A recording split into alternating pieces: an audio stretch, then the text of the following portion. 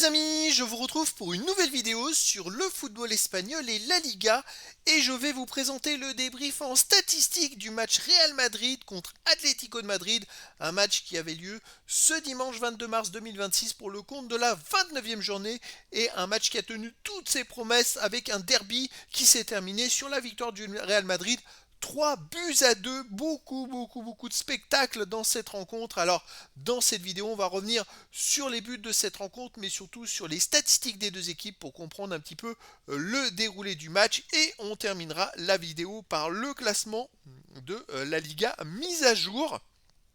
Et donc, les amis, c'est parti. Ça a été un match, ouais, un très bon match entre deux équipes qui sont encore en Ligue des Champions et qui démontrent que malgré la fatigue de jouer 2 matchs par semaine, on peut encore faire du spectacle le week-end et surtout pour un derby. C'est l'Atlético de Madrid qui a ouvert le score par Lookman à la 33e minute et qui menait donc 1 but à 0 à la mi-temps. Mais en deuxième mi-temps, le Real Madrid a inversé la rencontre, mais que de spectacle. C'est Vinicius Junior qui égalise à la 52e sur penalty, puis 3 minutes plus tard, Valverde a redonné l'avantage au Real Madrid à la 55e minute et c'était pas terminé. À la 66e minute, Molina a égalisé pour l'Atlético de Madrid. 2-2, mais 6 minutes plus tard, c'est le Real qui a repris l'avantage par Vinicius Junior à la 72e minute et 5 minutes après, Valverde a eu un carton rouge à la 77e minute et le Real a terminé à 10 contre 11 le dernier quart d'heure, mais a quand même réussi à tenir la victoire.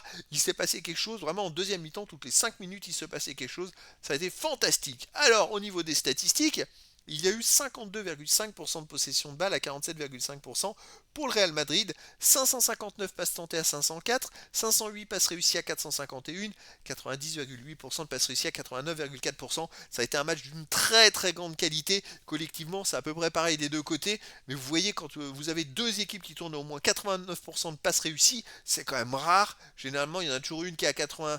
Enfin, quand ça se passe bien, il y en a une qui domine et qui est à 90 et l'autre est à 80%. Là, deux équipes à 89% ou plus, c'est dingue. Quel match! Les occasions 13 à 11 pour l'Atlético de Madrid. Les XG, les buts attendus 2,42 à 1 pour le Real Madrid qui a ultra dominé en termes de XG de buts attendus. Donc la victoire, elle est logique et méritée. 17 tirs à 13 pour le Real Madrid, 10 tirs cadrés à 7 pour le Real Madrid, un tir contré partout, un poteau partout. Waouh! En tout cas, énormément de spectacles. Forcément, il y a eu 5 buts dans ce match-là, mais en même temps, les équipes ont fait 17 tirs cadrés, donc il y a plus de chances qu'il y ait des buts quand on tire cadré. C'est ma petite remarque. Les autres statistiques, 2 hors-jeu à 0 pour le Real, 4 corners à 1 pour le Real Madrid, 15 centres à 14 pour l'Atlético de Madrid, 6 interceptions à 2 pour l'Atlético de Madrid, très peu d'interceptions en même temps. Les deux équipes ont été très à droite à la passe avec un très haut niveau de qualité de passe. 18 tacles à 11 pour l'Atlético de Madrid, 37 duels gagnés à 35 pour l'Atlético de Madrid, mais tout est serré, 5 arrêts partout. 15 fautes à 2 par contre pour l'Atlético de Madrid, 4 jaunes à 1 pour l'Atlético de Madrid, un rouge à 0 pour le Real Madrid. Alors c'est vrai que j'ai dans mes stats, j'ai que 2 fautes seulement pour le Real Madrid. C'est quand même dingue comme statistique. Mais qu'est-ce que c'est que ces stats? Alors je ne sais pas si elles sont tronquées ou pas, mais moi c'est les stats que j'ai récupérées. Et ça veut dire que tout simplement, en 2 fautes, ils ont eu un jaune et un rouge. C'est quand même assez incroyable comme statistique pour un match, je dirais, un derby où il y a souvent beaucoup d'intensité. Et c'est vrai que là, finir un match avec 2 fautes, moi j'ai jamais vu ça pour le Real. C'est bien ça, je suis allé vérifier les stats en même temps sur plusieurs sources différentes et c'est bien ça, c'est quand même assez dingue. Alors au classement les amis, grâce à cette victoire, le Real reste à une petite portée de Barcelone. Ils sont deuxième avec 69 points en 29 matchs, 22 victoires, 3 nuls, 4 défaites, 63 buts marqués, 26 encaissés, plus 37 de différence de but. Ils sont à 4 points du Barça et il ne reste que 9 journées.